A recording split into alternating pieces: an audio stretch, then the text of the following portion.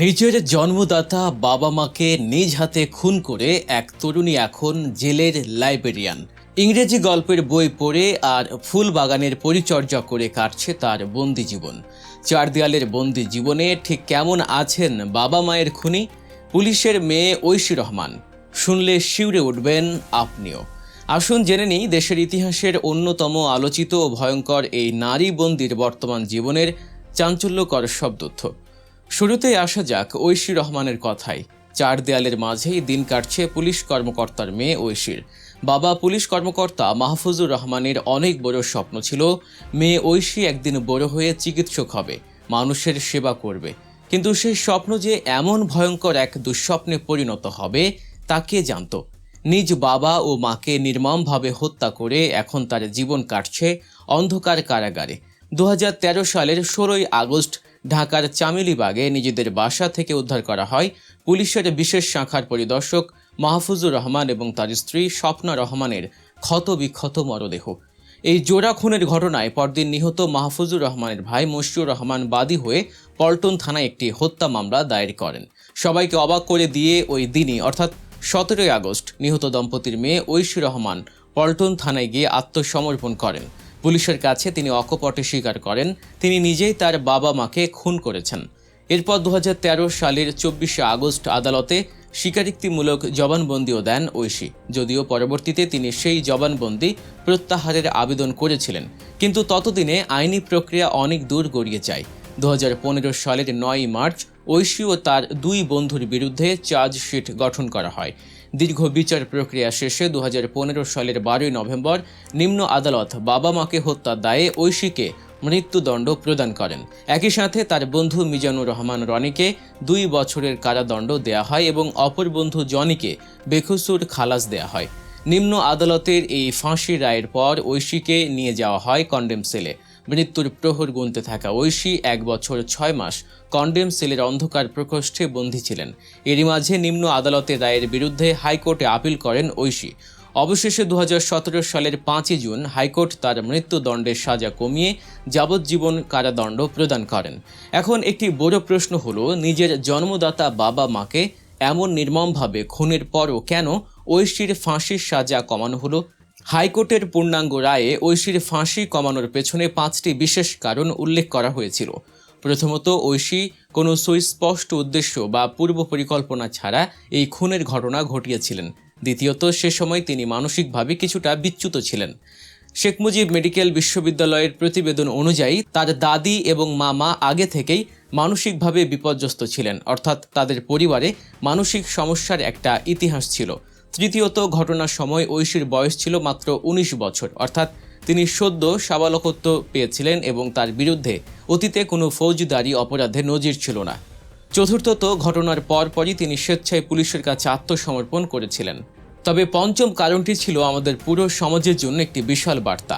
আদালত তাদের পর্যবেক্ষণে বলেছিলেন, ঐশীর বাবা মা দুজনেই নিজ নিজ পেশায় এতটাই ব্যস্ত ছিলেন যে তারা সন্তানকে পর্যাপ্ত সময় দিতে পারেননি। সন্তানের জন্য বাবা মা ও অভিভাবকই হলেন প্রাথমিক শিক্ষক।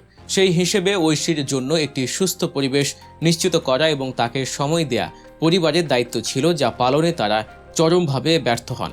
এই বিষয়গুলো বিবেচনায় নিয়েই তার সাজা মৃত্যুদণ্ড থেকে কমিয়ে যাবজ্জীবন করা হয়। যাবজ্জীবন সাজা হওয়ার পর ঐশীকে কন্ডেম সেল থেকে সাধারণ ওয়ার্ডে স্থানান্তর করা হয়। ফাঁসির সাজা কমে যাওয়ায় তিনি এখন গাজীপুরের কাশিমপুর মহিলা কেন্দ্রীয় কারাগারের 7 নম্বর মহিলা ওয়ার্ডে থাকছেন। কারা সূত্র জানায়, ঐশী এখন জেলের লাইব্রেরিয়ানের মতো একটি গুরুত্বপূর্ণ দায়িত্ব পালন করছেন। ইংলিশ মিডিয়ামের ছাত্রী হওয়ায় ইংরেজি ভাষায় গল্পের বই ও উপন্যাস পড়েই তার বেশি সময় কাটে। প্রতিদিন সকাল 10টা থেকে দুপুর 1টা পর্যন্ত তিনি লাইব্রেরিতে দায়িত্ব পালন করেন। এরপর 3 ঘন্টা গোসল ও খাবারের জন্য বিশ্রাম দেওয়া হয়। পরে বিকেল 5টা থেকে রাত 8টা পর্যন্ত আবারও তিনি লাইব্রেরিয়ানের কাজ করেন। কারাগারে থাকা অন্যান্য বন্দীরাও সেখানে গিয়ে বই পড়েন। কারা কর্মকর্তারা জানান, ঐশীর আচার ব্যবহার বেশ ভালো, তবে তিনি খুব কম কথা বলেন। এছাড়া তিনি ফুল বাগান করতে খুব পছন্দ করেন। জেলের ভেতরে একাধিক ফুলের বাগানে গিয়ে মাঝে মাঝেই তিনি পরিচর্যা করেন, তবে এটি তার জন্য কোনো বাধ্যতামূলক কাজ নয়। এছাড়া ঐশীর হাঁপানি সহ শ্বাসকষ্টজনিত কিছু রোগ রয়েছে, যার চিকিৎসাও চলছে। আইন অনুযায়ী যাবজ্জীবন কারাদণ্ড মানে 30 বছরের সাজা। 19 বছর বয়সে জেলে ঢোকা ঐশীর ইতিমধ্যেই 13 বছর কারাভোগ করা হয়ে গেছে। আরও 17 বছর তাকে এই 4 দেয়ালের মাঝেই কাটাতে হবে। সব ঠিক থাকলে 49 বছর বয়সে তিনি মুক্ত পৃথিবীর আলো দেখতে পারবেন। তবে কারা কর্তৃপক্ষ জানিয়েছে, যাবজ্জীবন প্রাপ্ত কোনো বন্দী যদি কারাগারের শৃঙ্খলা মেনে চলেন তবে সরকার চাইলে তার সাজার মেয়াদ কিছুটা মওকুফও করতে পারেন। তবে এত কিছুর পরও ঐশীর জীবনের সবচেয়ে বড় ট্র্যাজেডি হলো দীর্ঘ এই বন্দী জীবনে তার দাদা দাদির পরিবারের কোনো স্বজন আজ পর্যন্ত তাকে একবারের জন্যও দেখতে কারাগারে আসেননি। ঐশীর জীবন যখন লাইব্রেরি আর ফুল বাগানে কিছুটা হলেও স্বাভাবিক ছন্দে ফিরেছে, ঠিক তখনই এই একই কাশিমপুর মহিলা কারাগারে সম্পূর্ণ ভিন্ন ও বিভীষিকাময় একটি জীবন পার করছেন আরেক আলোচিত নারী বন্দী। তিনি হলেন বরগুনার আলোচিত রিফাত শরীফ হত্যা মামলায় মৃত্যুদণ্ডপ্রাপ্ত আসামি আয়েশা সিদ্দিকা মিন্নি। স্বামীকে কুপিয়ে হত্যার ঘটনায় ফাঁসির দড়ি গলায় পড়ার অপেক্ষায় তিনি এখন বন্দী আছেন কারাগারের কন্ডেম সেলে। মিন্নির দিন কাটছে 10 হাত দীর্ঘ আর 6 হাত প্রস্থের একটি জানালাবিহীন অন্ধকার ঘরে। 6 বছরেরও বেশি সময় ধরে এই ছোট্ট প্রকোষ্ঠেই বন্দী তিনি। ফাঁসির আসামিদের নিয়ম অনুযায়ী দিন-রাত 24 ঘন্টায় তাকে এই সেলের ভেতরে বা সংলগ্ন ছোট্ট বারান্দায় কাটাতে হয়। বাইরের পৃথিবীর আলো বাতাস বা জেলের অন্য সাধারণ বন্দীদের সঙ্গে মেলামেশার কোনো সুযোগই তার নেই।